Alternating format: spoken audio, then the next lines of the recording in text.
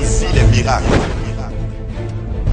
Il y a une autre étape où on décide de connaître le Dieu de miracles. Et c'est ma détermination. Est-ce que tu connais l'auteur du miracle dans ta vie? Parce que quand tu connais cet auteur, le jour même qu'il ne fait pas de miracle, tu es calme. Notre réflexion de ce jour aura comme thème les étapes vers l'élévation. 1 Roi 19, 15 à 21.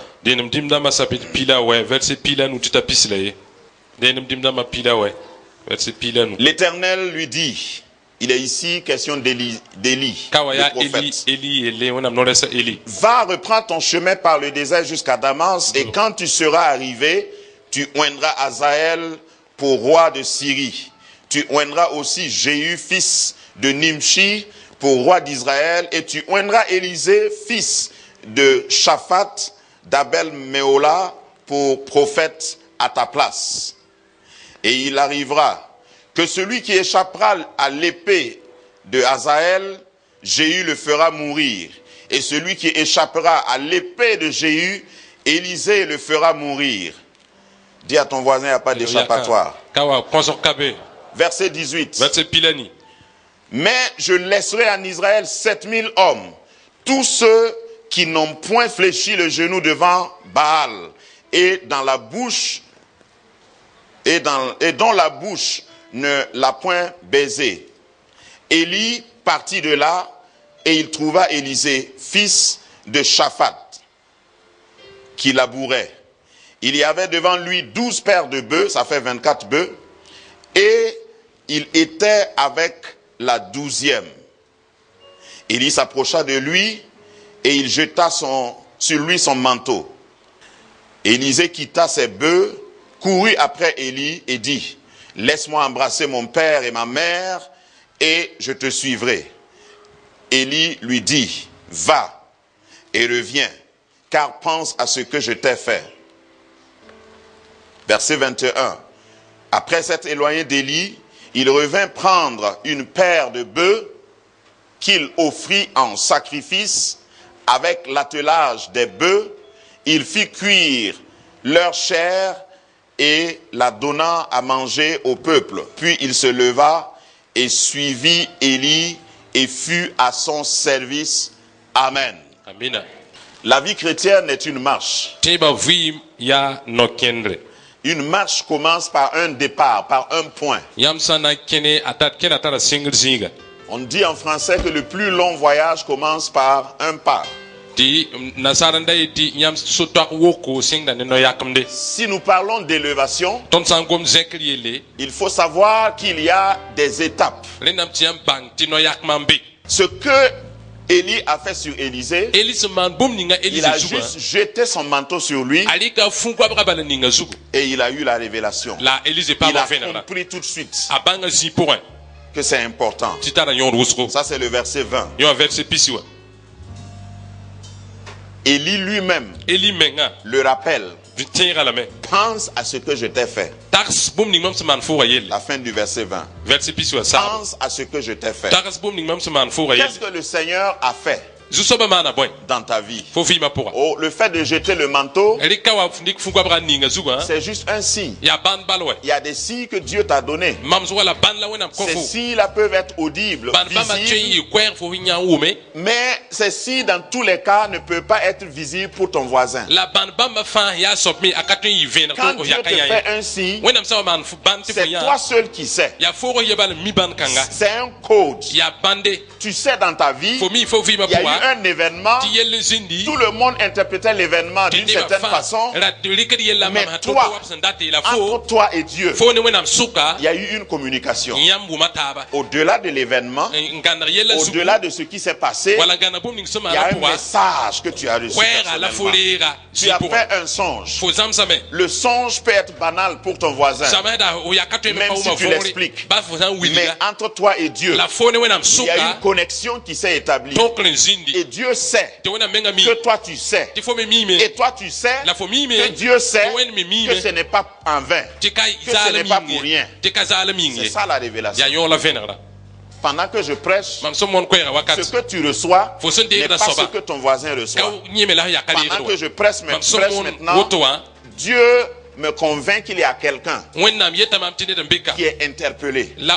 C'est ça la révélation. Dieu t'a fait un signe. Est-ce que tu as bien réfléchi? Est-ce que tu as bien pensé à ce qu'il t'a fait? C'est ce que le prophète Élie a dit à Élisée. Il a dit, laisse-moi aller embrasser mon père pour lui dire au revoir. Petit crochet pour dire que c'est pas parce que Dieu t'a appelé qu'il faut négliger ta famille. C'est pas parce que Dieu t'a appelé que tu dois jeter ton bébé et courir. Si tu es en train d'allaiter, l'appel de Dieu ne t'amène pas à sacrifier ton enfant. En tout cas, c'est pas le Dieu que je sers qui va faire ça. C'est pas le Dieu de la Bible qui va faire ça. Parce que Dieu t'a appelé, tu ne dois pas déshonorer ton père et ta mère. Parce que Dieu t'a appelé, tu ne dois pas dire je m'en fous de vous. Amen. Si Dieu t'a appelé, il faut savoir faire les choses selon l'ordre. Dieu ne va jamais appeler quelqu'un et qu'il soit un appel authentique et il va négliger ses parents. Il dit laissez-moi tranquille parce que Dieu m'a appelé. Et ta mère t'appelle, il dit je suis malade. Et tu dis j'ai pas le temps. Dieu m'a appelé. Non. Donc le prophète Élie a autorisé Élisée à aller embrasser sa mère. Embrasser son père et sa mère. Je l'ai vu comme ça. Vous savez, vous pouvez faire le parallèle avec le jeune homme qui est venu vers Jésus. Il dit, je vais te suivre, Seigneur. Mais permets-moi d'aller faire quoi? Lui, il ne voulait pas embrasser, il voulait enterrer. Ça veut dire qu'il a ajourné l'appel. Je ne suis pas prêt maintenant. Il faut que j'aille rester avec mes parents jusqu'à leur mort. Et après, je viendrai te suivre. Qui t'a dit que tes parents vont mourir avant toi? C'est juste la question qui est derrière cette parabole. Bon, on sait que c'est la norme des choses. Mais ce n'est pas toujours que les parents meurent avant les enfants. Donc si tu penses que tu dois enterrer ton père, et si tu mourais avant ton père, qu'en sera-t-il de ta vocation? Donc la révélation ici est que Élisée a compris. Il a compris. J'ai été choisi par Dieu. Je travaille, c'est vrai. Je suis fonctionnaire, c'est vrai. Dieu m'a béni, j'ai une famille, c'est vrai. Mais il y a quelque chose. J'ai un équipement, c'est vrai. J'ai été béni matériellement, c'est vrai. Je rends grâce à Dieu. Mais il y a une révélation. C'est en ce moment que tu commences à dire, Je ne suis pas comme les autres fonctionnaires. Attendez, je suis cultivateur, mais je ne suis pas comme les autres cultivateurs. Je suis un homme d'affaires, mais attention, je ne suis pas comme les 11 autres qui sont en train de labourer dans le champ. J'ai la 12e paire de bœufs. Je suis comparable aux autres, mais en même temps différent des autres.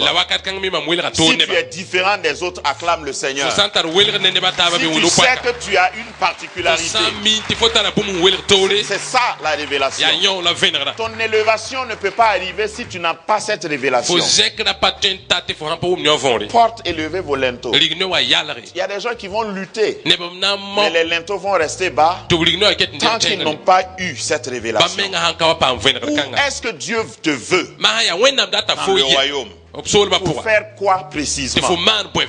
Vocation, révélation, et la troisième étape, la détermination. Dans la détermination, nous voyons manifestement comment Élisée plutôt s'est engagé. Quand il a dit je vais aller embrasser mes parents, effectivement il est allé dire au revoir à ses parents, et il a fait plus que ça. Troisième point, c'est la détermination. Dis avec moi, détermination. Quand vous voyez quelqu'un qui est déterminé, il peut être faible en apparence, mais il est dangereux. Quelqu'un qui est déterminé, la Bible parle de la détermination de la fourmi.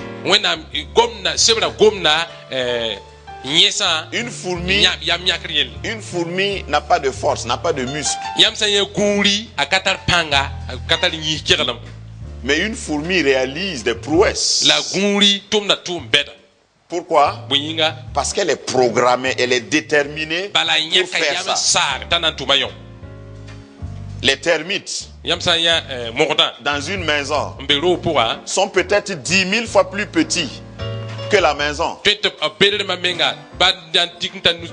parce qu'elles sont déterminées, elles peuvent faire écouler la maison. Si tu es déterminé, tu connaîtras ton élévation. Notre problème, comme je disais, c'est que nous commençons souvent, mais nous ne sommes pas déterminés. La détermination se constate par les coudées franches que tu poses, que tu fais à chaque action. Quand vous voyez certaines personnes travailler, vous pouvez tout de suite, sans vous tromper, savoir s'ils sont déterminés ou pas. Quand nous voyons Élisée, il a fini de dire au revoir. La Bible ne nous dit pas si chaque frère avait investi lui-même pour avoir ses paires de bœufs, mais en tout cas lui il a sacrifié ses bœufs. Et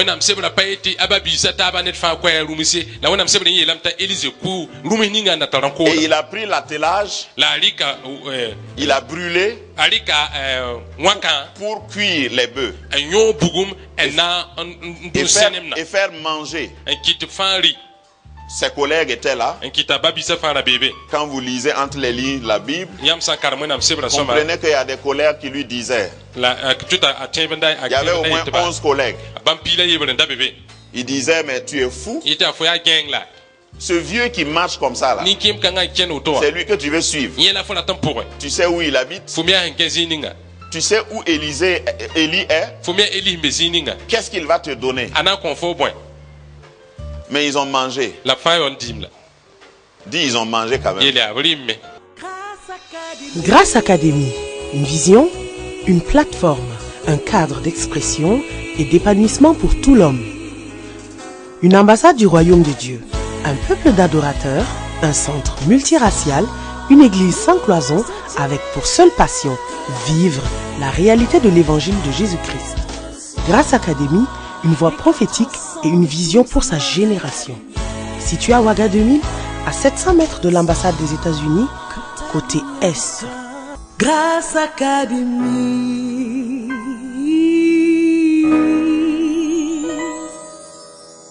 Vous savez, dans la vie, si vous ne faites pas attention, les gens même qui se moquent de vous, si vous leur donnez à manger, ils vont manger. Donc, ils mangent ce que vous avez fait. Ils mangent votre sacrifice tout en vous insultant. En tout cas, nous, on va manger.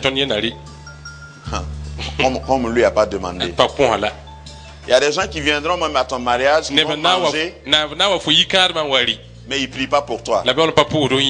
On dit, ce mariage-là, on attend pour voir. Hein. Oh vieux.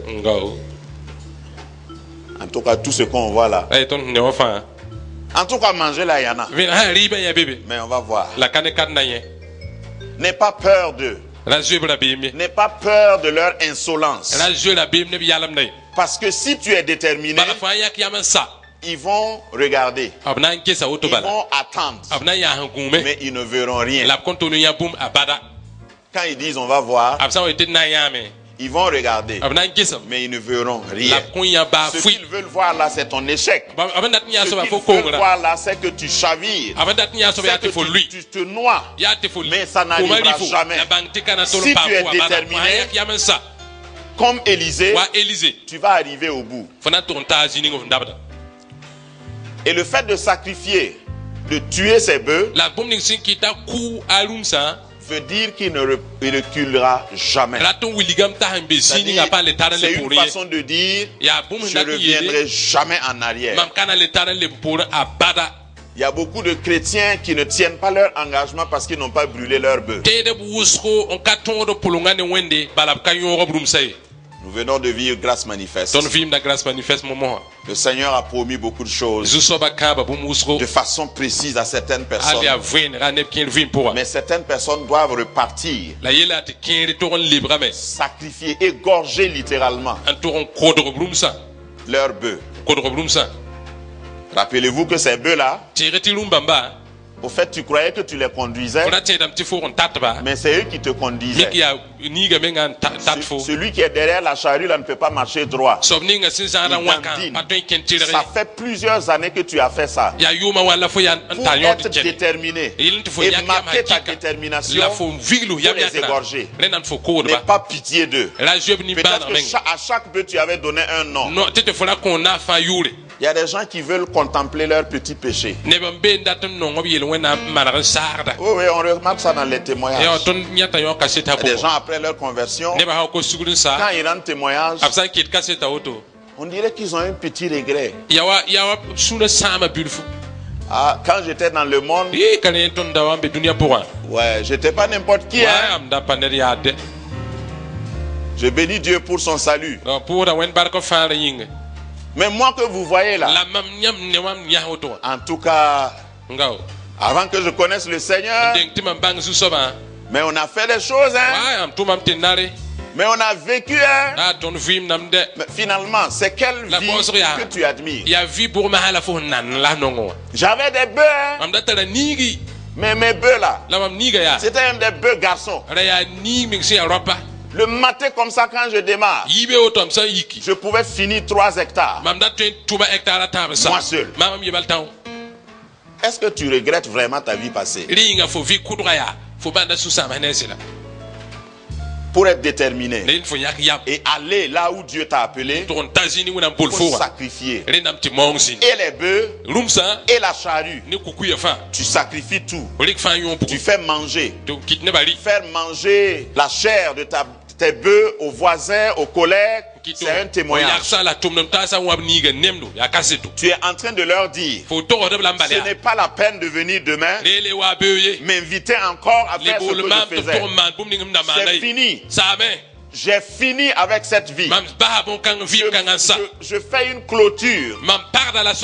Brûler ces bœufs, c'est proclamer le deuil de ta vie passée. Est-ce que tu as brûlé tes bœufs? Est-ce que tu as sacrifié tes bœufs? Est-ce que tu as fait le deuil de ta vie passée? Ça veut dire que rien ne t'attire plus derrière. C'est à cause de cette détermination Depuis son appel, vous voyez cette détermination se manifester plus tard. Quand il a commencé à suivre son patron Élie, de temps en temps Élisée, avant qu'il soit enlevé, dit: le Seigneur m'envoie jusqu'à Bethel, reste ici. Et quelle était la réponse d'Élisée? Le Seigneur est vivant, ton âme est vivante, je te quitterai point. Vous savez, pour arriver à cette confession-là, il faut que tu aies auparavant brûlé tes bœufs. Si tu n'as pas brûlé tes bœufs, tu peux être tenté et dire: bon, au fait, je sers Dieu, mais si j'arrête de servir Dieu là, je peux aller encore travailler. Élisée n'avait plus d'option. C'était fini. Je ne te quitterai plus. Reste ici. Le Seigneur m'envoie à Jéricho. Papa, le Seigneur est vivant. Ton âme est vivante. Je ne te quitterai plus. Je ne te quitterai point. Voilà la détermination qui a conduit Élisée jusqu'à la dernière étape. L'étape de la récompense. Il y a des gens qui veulent des récompenses, mais qui ne sont pas déterminés. Ils ont un pied dedans, un pied dehors. La promesse pour Élisée était: si tu me vois être enlevé, cela t'arrivera. Quand son patron lui a dit: demande-moi ce que tu veux, il a choqué son patron. Dis à ton voisin: je vais te choquer.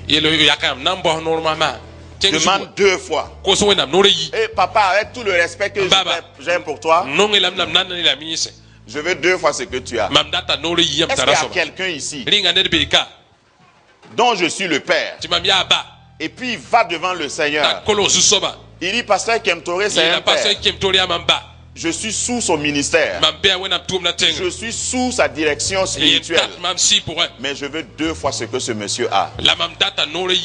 C'est des personnes comme ça qui provoquent le ciel. Et rassure-toi, je ne serai pas jaloux de toi. Non. Parce que je sais ce que c'est. Si tu es béni, au fait, c'est moi qui suis béni. Donc demande 2 fois. Ne reste pas ici et tu me regardes être béni et tu ne vas pas à la source. Ne viens pas me voir. Dis: papa qui est au ciel, si c'est toi qui as béni ce temps, donne-moi 2 fois ce qu'il a. Donne-moi 2 fois. Élie a gratté la tête et dit: ça là c'est difficile, hein. Petit, tu m'as eu, mais là tu m'épates. Ça dépend du ciel. Au fait, la bénédiction qui va descendre là ne dépend pas du papa. C'est toi qui déclenches cette bénédiction. L'onction que tu respectes viendra sur toi. Si tu ne respectes pas cette onction, il ne faut même pas penser que ça va venir sur toi. Si tu es déterminé et tu suis jusqu'au bout, tu persévères. Quand Élie est parti, parce que Élie n'a pas organisé son départ, la Bible dit que pendant qu'il parlait encore, des chars de feu vinrent les séparer l'un de l'autre. Donc c'est le ciel qui a organisé le départ d'Élie. Et c'est en ce moment que le manteau est revenu par terre. Je termine. Ta détermination te donnera 2 fois ce que tes pères, ce que tes devanciers ont eu. Si tu es fidèle, il y a des gens qui travaillent avec des patrons. Certains patrons sont mauvais, il faut le reconnaître. Méchants, il faut le reconnaître. Mais à cause de Jésus, à cause de la révélation que tu as eue, de la vocation que tu as eue et de ta détermination, tu décides d'être fidèle. C'est pas la peine de maudire ton patron. Si tu ne le maudis pas, il est méchant, mais tu refuses de maudire. Il est injuste, mais tu refuses de le maudire. À un moment donné, c'est le ciel qui va provoquer son départ. Quelqu'un ne me comprend pas. Le ciel va organiser quelque chose, des circonstances, et il va être parti. Et son manteau descend. Et parce que tu as été fidèle, tu ramasses le manteau. Et tu dis, je ferai 2 fois ça. Tu commences par le Jourdain. Tu frappes les eaux. Et tu dis, hey, où est le Dieu d'Élie? Les Jourdains entendent la voix du Dieu d'Élie. Même si tu dois passer par les mêmes obstacles que ton patron, toi tu passeras plus facilement à cause de ta détermination. Élie de son vivant a fait 8 miracles. 8. J'ai pas le temps pour entrer dans les détails. Donc le double de 8 c'est combien? 16. Merci. Jusqu'à sa mort, Élisée n'a fait que 15 miracles. Et le diable était en train de se réjouir. Il dit ouais, son orgueil là. Si c'était 2 fois, tu devais avoir 16. Le diable a toujours mal calculé. C'est pas un bon mathématicien. Même quand il a crucifié Jésus là, il a mal compté. Il a commencé sa fête là trop tôt. Quand on a enterré Jésus, lui il a commencé à danser. Mais il ne comptait plus. Il faut savoir compter jusqu'à 3 si tu veux le miracle. Donc on enterre Élisée. Et on marque sur sa tombe, sur sa pierre tombale, ce homme a vécu comme un vrai prophète. Il a accompli 15 miracles. Son père était Élisée. Et lui, il a accompli 8 miracles. Ça, c'est ce qui était sur la pierre tombale à l'enterrement d'Élisée. Le diable s'est trompé. Regarde, à cause de ta détermination, tu peux produire des miracles même après ta mort. Dis à ton voisin, après ma mort, il ne faut pas croire que c'est fini. Il y a des gens qui vont citer ton nom et avoir un prêt à la banque. Il y a des gens qui vont citer juste la mention de ton nom. Ils vont être embauchés. Il est mort, hein? Tu es parti. Mais on dit ton nom. Et celui qui est en face de toi dit, ah bon? Tu le connais? Non, donc c'est arrangé. Ça va. Tu vas faire des miracles même après ta mort. Donc, vous savez, comme dans les vieux cimetières, la tombe s'est effacée. Donc, il n'y avait plus de traces. Et puis, comme ça arrive dans les cimetières, vous savez qu'en Afrique, nous, on peut comprendre ça facilement. On part, on cherche de la place pour une nouvelle tombe. Et on commence à creuser. Certainement, ceux qui creusaient la voyaient que c'était très facile. Mais ils ne réfléchissaient pas. Ils ont creusé. J'imagine qu'ils sont allés trop en profondeur. Et ils ne voulaient pas. Peut-être ceux qui ont vu les ossements, les premiers ont. Vous savez, ils ont refermé et dit bon. Si on dit qu'on ne peut pas enterrer ici, ils vont nous faire recommencer. Il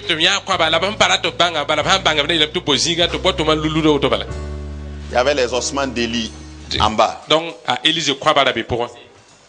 Non, les ossements d'Élisée en bas. Et quand on a pris le corps, le cadavre, qui devait être enterré, et on a mis dans la tombe, dès que le cadavre a touché les ossements d'Élisée, il s'est réveillé.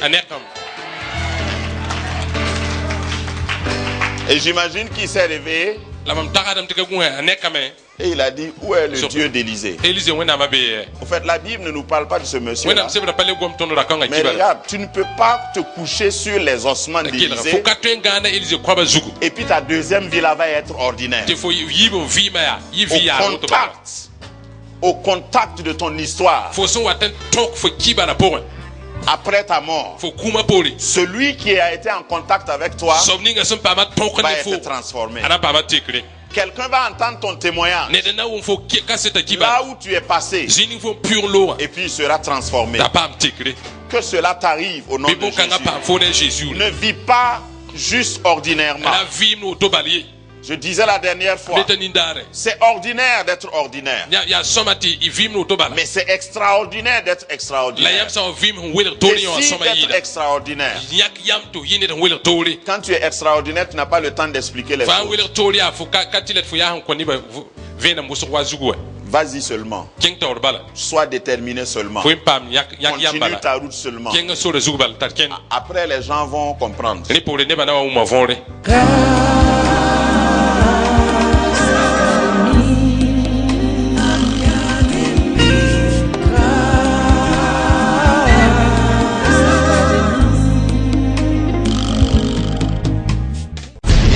Où on vit les miracles. Il y a une autre étape où on décide de connaître le Dieu de miracle. Et c'est ma détermination. Est-ce que tu connais l'auteur du miracle dans ta vie? Parce que quand tu connais cet auteur, le jour même qu'il ne fait pas de miracle, tu es calme.